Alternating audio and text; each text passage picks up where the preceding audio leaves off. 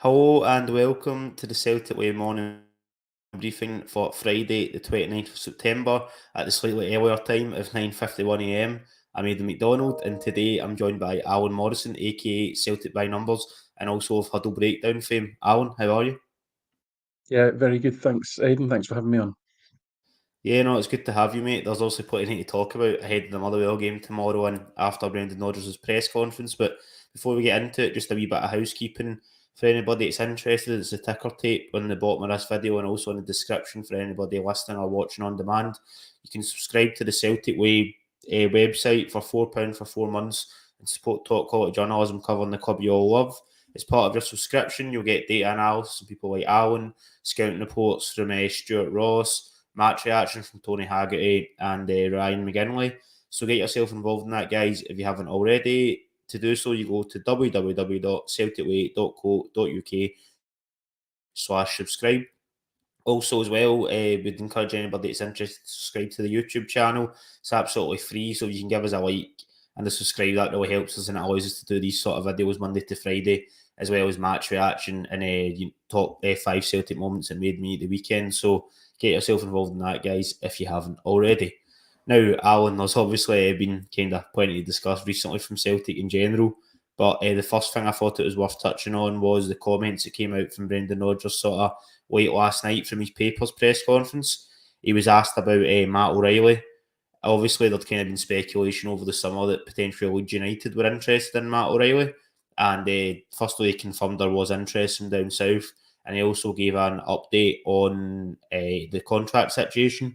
He's currently sort of got a deal at Celtic until 2026. So, just sort of under 2.5 years after joining in January 2022, along with, Rio Hatate, Maeda, etc. And yeah, Rodgers was kind of asked in detail about that. So I've got some of his comments here that I'm just going to go through. In terms of the sort of interest in Leeds, Rodgers said it was an open conversation, and that's what I've always had here with Michael Nicholson and the guys. I didn't think we could afford to lose another starter, and the club were very supportive of that. They were great. We obviously lost Carol Starfelt and then Jota, and we knew Cameron Carter-Vickers was going to be out for a while. I didn't feel that we could lose another one, but of course, that's all on the player as well. If the player really wants to move, then I'm also a believer that if he doesn't want to be here, then don't be here. But I never got that feeling from all at Matt.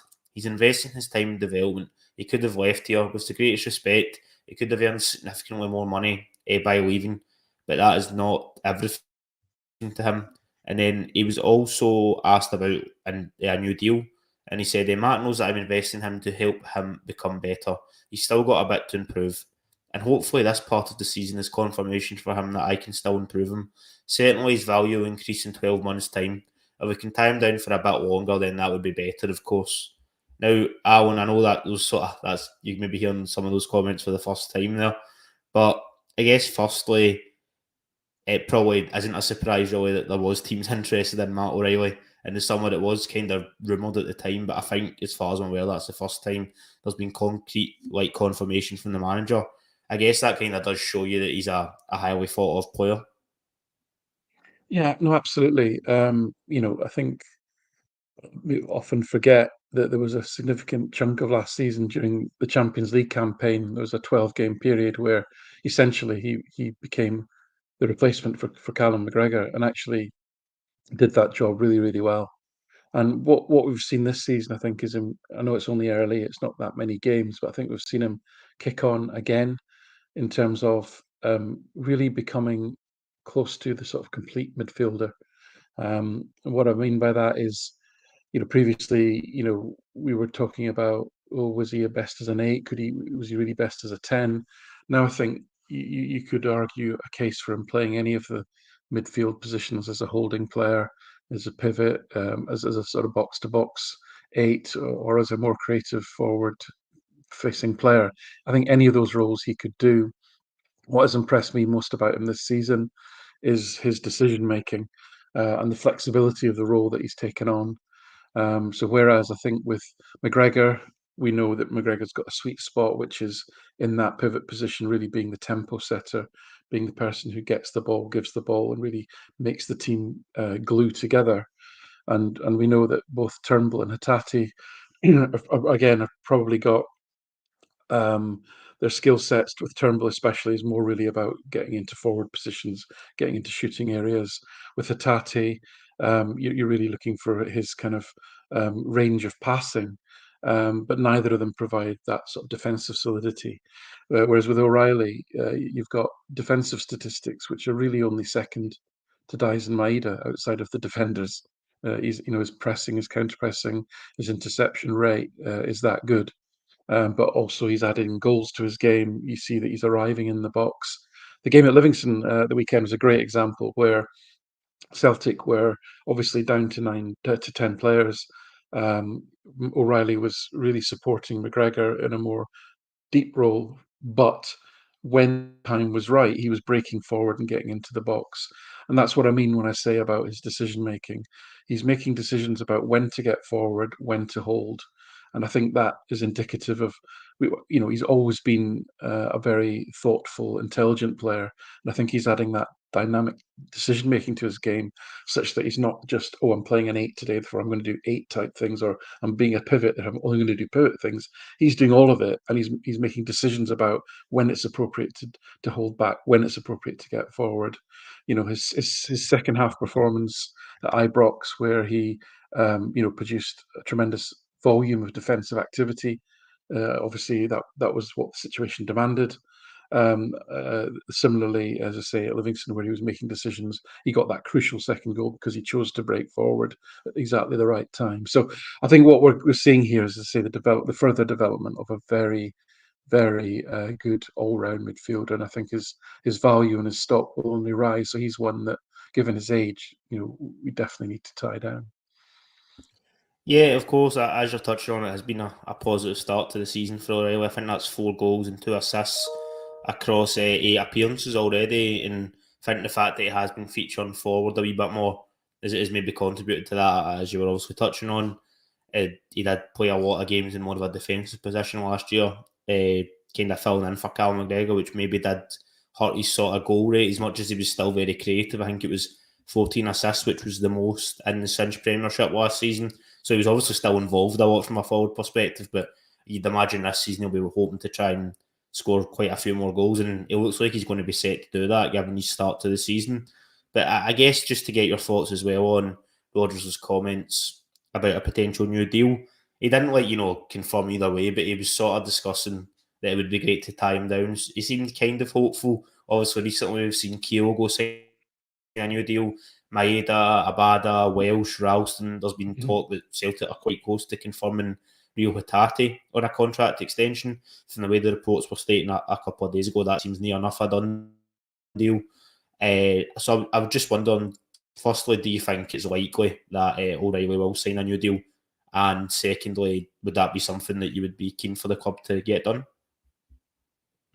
I think O'Reilly is probably one of the crown jewels in that sense, and he looks like he's developing into a player that, because I always used to say, I always use the European, whether it's Europa League, Champions League, as the benchmark for the type of player that we need to be getting into the club. Most of the players that we'll talk about are perfectly capable of putting in performances that will potentially win Celtic the Scottish Premier League. But to actually progress as a club, we need to be getting further into European competition. So for me, I always look at, how likely is this player to be able to contribute positively to Celtic progressing in Europe. And as I said with O'Reilly, he looks to me, because central midfield is one of the areas that I'm most concerned about. To me, it lacks athleticism, it lacks pace. If you look at the top teams, even the sort of middle ranking teams, even Feyenoord, who probably are going to be one of the sort of maybe a decent Europa League team that will end this season. Their midfield three, we're just head and tails above Celtic players in terms of just that. Not only were they technically good, but their physicality and their strength and their power and their pace. But O'Reilly, although he's not the quickest, does have all the other attributes. He's over 6 foot. He's very quick in his mind. His anticipation is excellent. So even though anything he makes up for in physical pace through his sort of mental intelligence, really, and his anticipation on the pitch. So he's somebody definitely that I think can make Celtic a better team in Europe. And we need more of that sort of caliber like him, like probably Carter Vickers as well.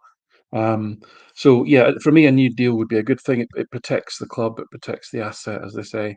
Um, in terms of, in general, I'm still a little unclear, stroke confused as to what the club's overall approach is here as far as retaining players. I think absolutely it makes sense not to be in a position where your best players walk out the door for free. That's like the worst case scenario, right? So you don't want to be in that situation. I get that. Similarly, you don't want to be in a position, the sort of, let's call it the sort of McCarthy, Bobo Baldi situation where you've got players on big contracts that are just sat there and not contributing. So you don't want to be in either of those situations. And then the third dynamic, which is, I think, the most complex and difficult to resolve, is what Ange Postecoglou talked about last season, which is, think about Celtic as a football club, think about the market that we operate in Scotland and the severe limitations of that market in terms of commercial growth. Okay, we know that the TV deals are poor and aren't likely to improve anytime soon. The prize money is going to be limited, etc. Celtic aren't going to build 10,000 extra seats, so the income from match day and from season ticket money is going to be relatively stable over a large number of years. And commercial deals, again, are going to reflect Celtic's standing in terms of in Europe, but also in operating in Scotland. So all of those things mean that, how do you grow the club? How do you make the club increase revenues?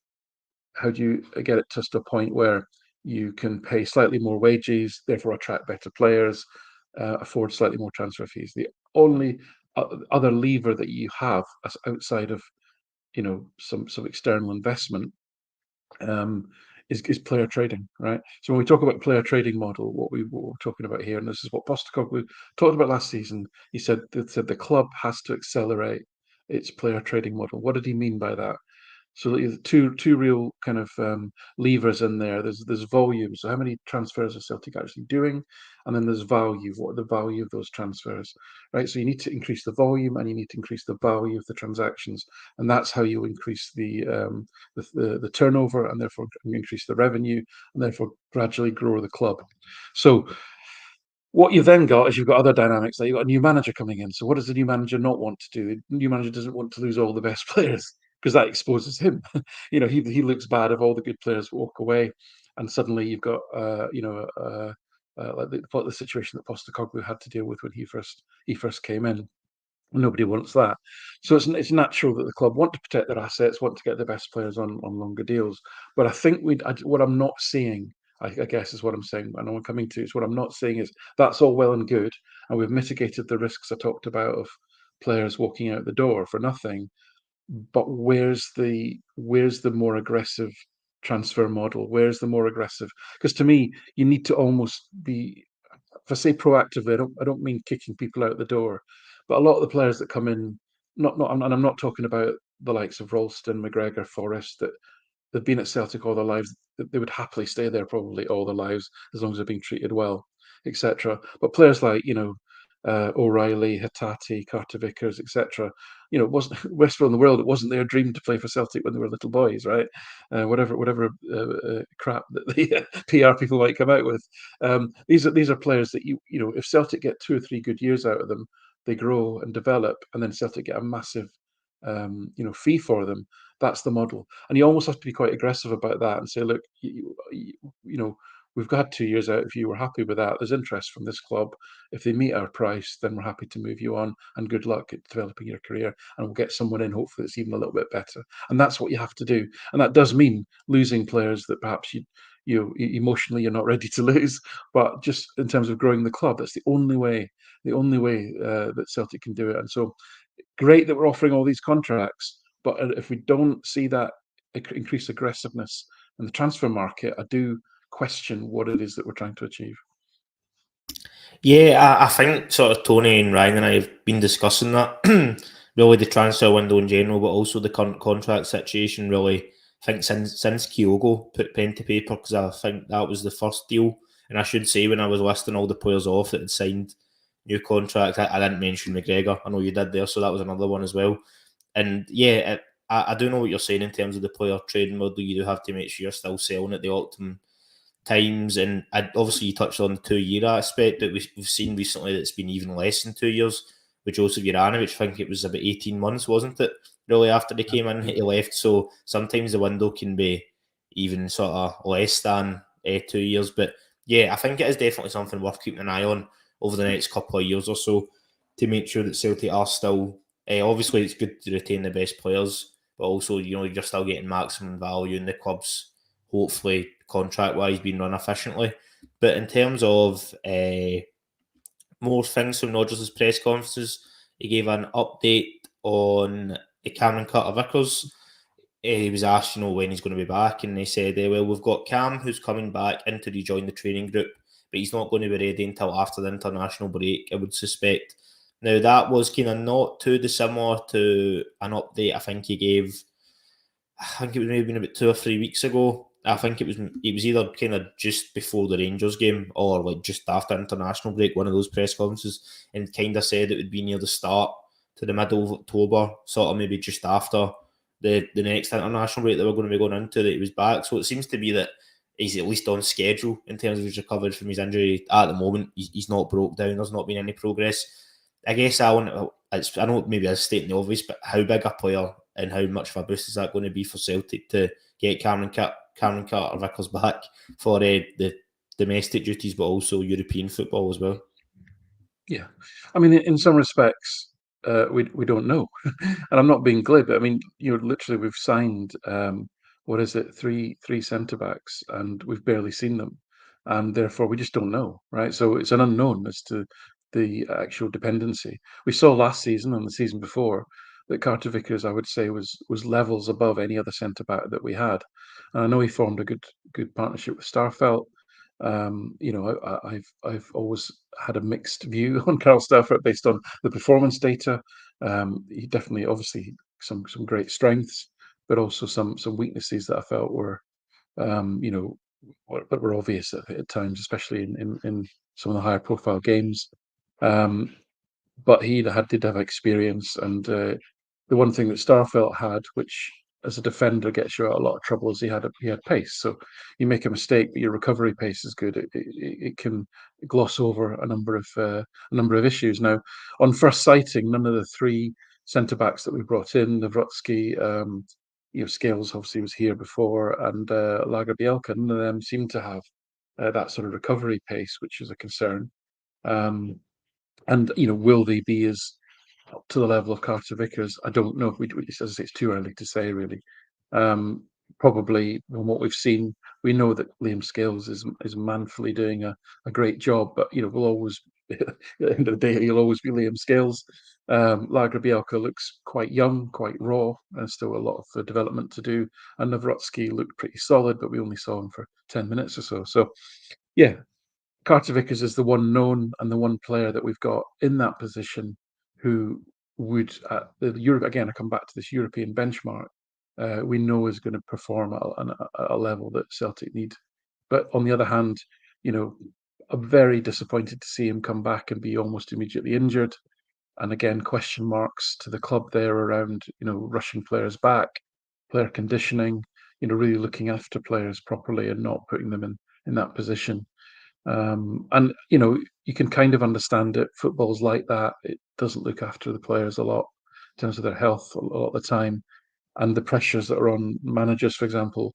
When you've got a slew of injuries in that position, you can see why they would rush somebody like Carter Vickers back into that position. But all that being said, to me, welfare comes first, and I think we've now probably perhaps suffered for that decision.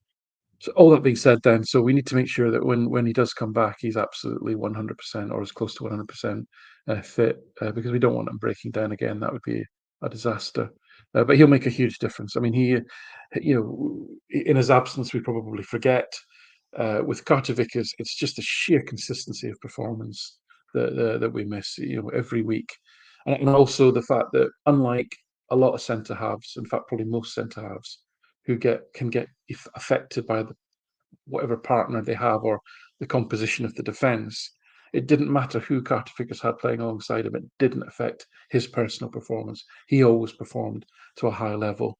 And even when Starfelt was bedding in, and then when Starfelt was out, and other players were having to cover, his personal performance never suffered. Whether it was Ralston beside him or Johnson was new and coming in and all that. So that's what we miss. It'd be brilliant to have him back. I think it makes a huge difference to the side, because he is one of the most consistent, high quality performers in the squad. Absolutely no doubt about that. But again, listen, he's been out for a long time if you add it all up. So we'll need to be a little bit patient. He's not going to get up to speed immediately. He's a big guy. He's got a big frame, a heavy set. Those types of players can often take a bit of time to get back up to full match speed.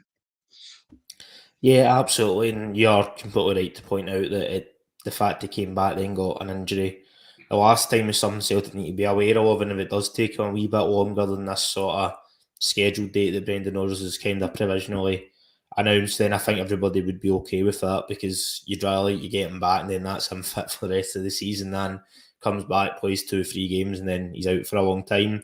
I think with Carter Vickers, he pretty much played since he came in on loan in the 2021-22 season. He'd played almost every game until he got that injury, until after the League Cup, until after the Scottish Cup semi-final last season, where he'd been carrying the knock, and then that was he was out. He'd played so often, so it was starting to get used to him in that sort of closed season period where I know the league was basically done in the Scottish Cup. You kind of had a feeling it was going to be wrapped up given the opposition in the final, and then over pre-season, and then he was also back for 2 games.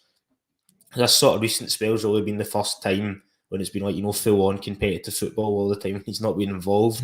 And I think at times Celtic have suffered as much as William Scales, as you're saying, he has done an admirable job and he's definitely outperformed. I think it's fair to say most people's expectations. He's put in really good performances, against Rangers, and I even thought against Feyenoord he did okay, even though overall Celtic weren't great.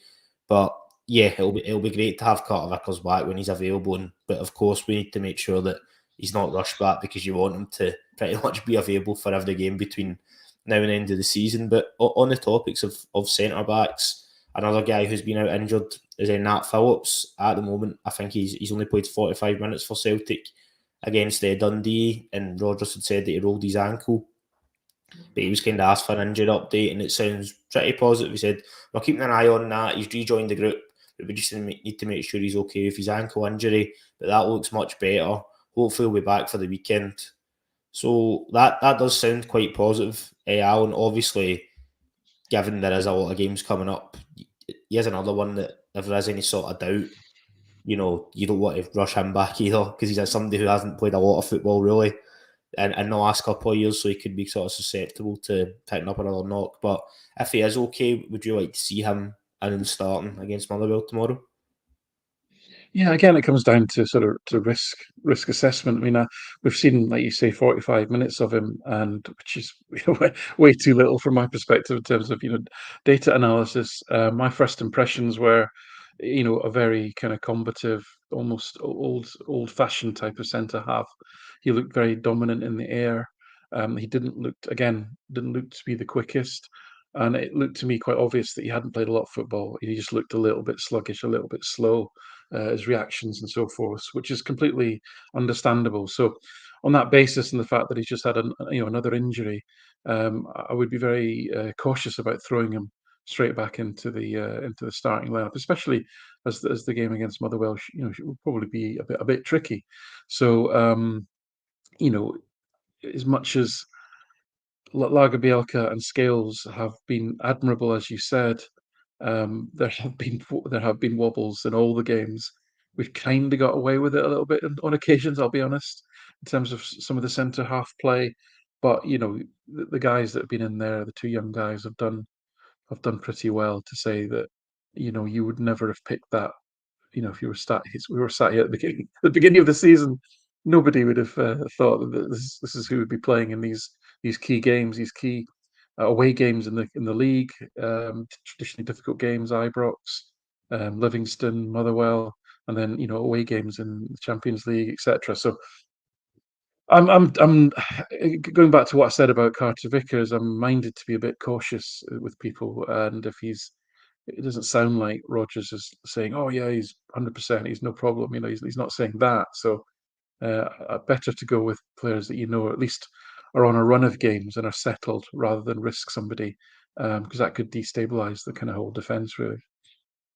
Yeah, and I guess if they're maybe not wanting to risk Phillips over the next couple of games, it then becomes a discussion of does he play maybe a Wata at centre back tomorrow with Scales, just purely because obviously Lagerbielke not going to be available for the game against Lazio. Or I know there's been a bit of discussion, about Alistair Johnson could potentially go in there. Then he plays Ralston at right back. That wouldn't personally be something I would like to see. But I'd guess it as an option, given that he played centre back for a period when he was in the MLS.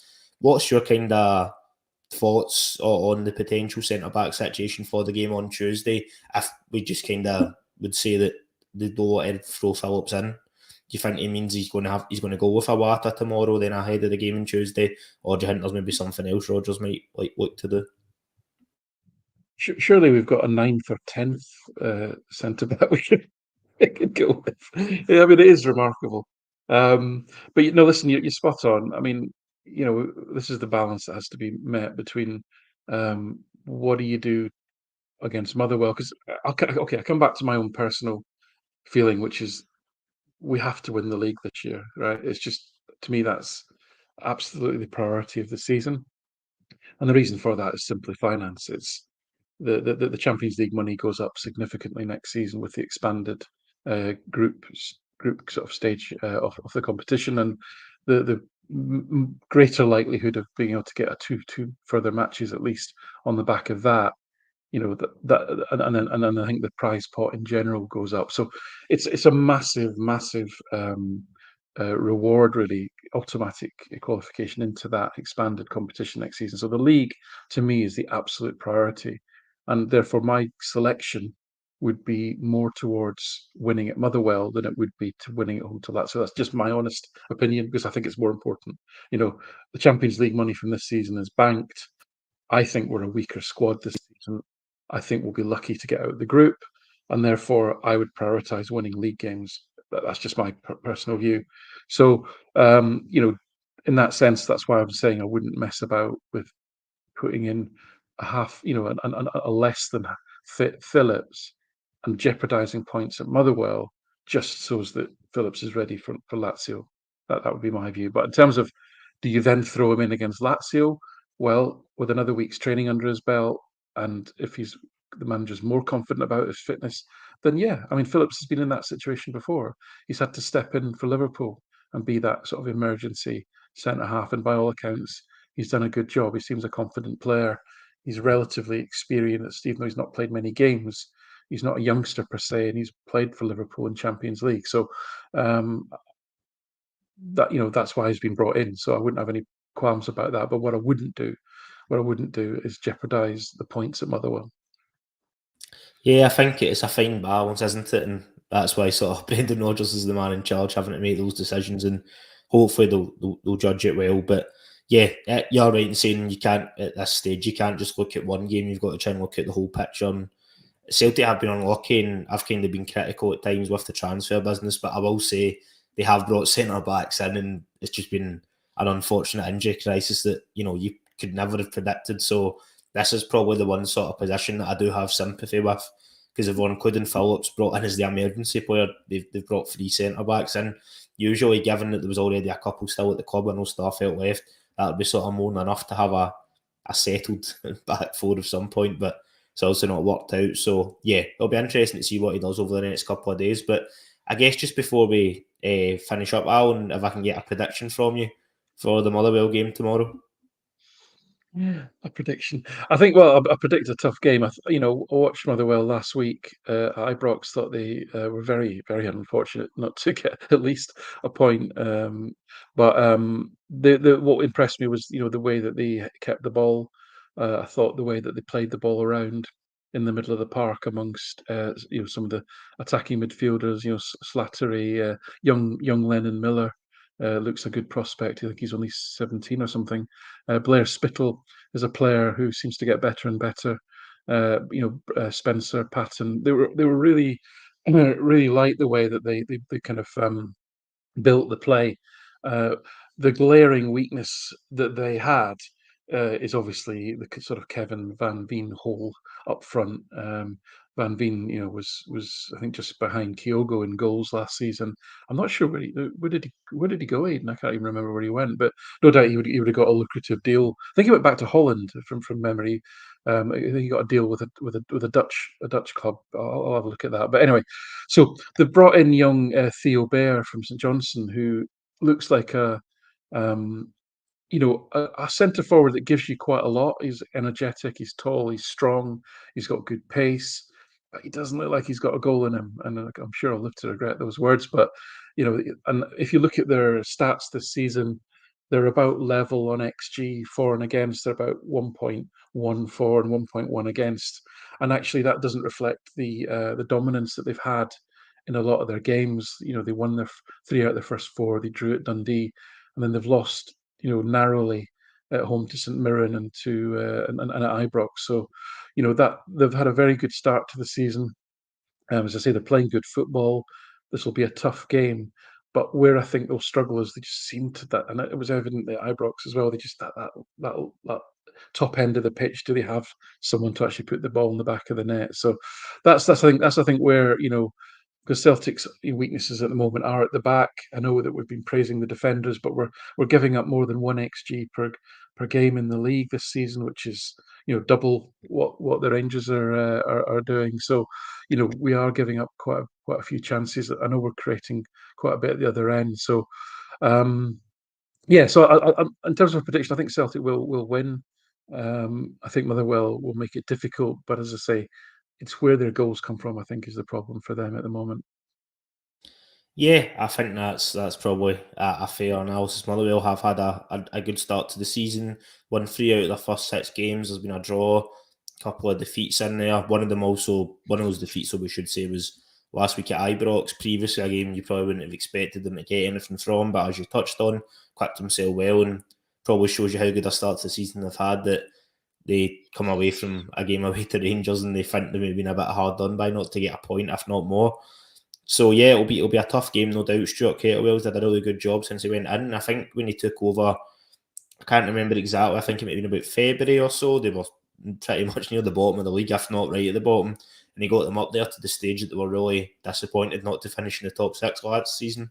And he's continued this form despite losing, as you said, their best player and one of the best players in the league, Van Veen. I think it might have been Groningen he went to in Holland. I'd need to double check that, but he was also really important. Numbers in behind Kyogo is phenomenal when you think he was probably getting nowhere near the amount of chances Kyogo was either. So yeah, he's a really difficult player to replace. So yeah, they've made a positive start. I think in terms of my score prediction for the game, I'll go for 2-0 Celtic. I'll go Kyogo to score, and who else am I going for? I'll go for Palmer off the bench getting his first goal. So I've got That's very, a that's very, conservative prediction. that's very specific. I like It's quite that. specific. The only reason I did give specific goal scorers, sorry, is I think the last time I did that, they all scored. So I'm trying to will that into existence. But Excellent. yeah. But thanks very much for joining us, Alan. I really appreciate it. Yeah, no, thanks, Aidan. A pleasure as always, and thanks everyone for watching. So thank you. Thanks very much for joining us in the chat, guys. I know it was slightly early today, so we really appreciate you all tuning in. Once again, for anybody that's interested, it's in the ticker tape down below and in the description of this video. You can subscribe to the Celtic Way website, support top quality journalism covering the club you all love for £4 for 4 months. There's data analysis from people like Alan, scouting pieces from Stuart Ross, match reactions from Ryan McGinley, Tony Haggerty. So to do that, you can go to www.celticway.co.uk/subscribe. Ryan and I will be back tomorrow, guys, to provide sort of pre and post match reaction to the Motherwell game. So we'll see you then. Thanks for tuning in.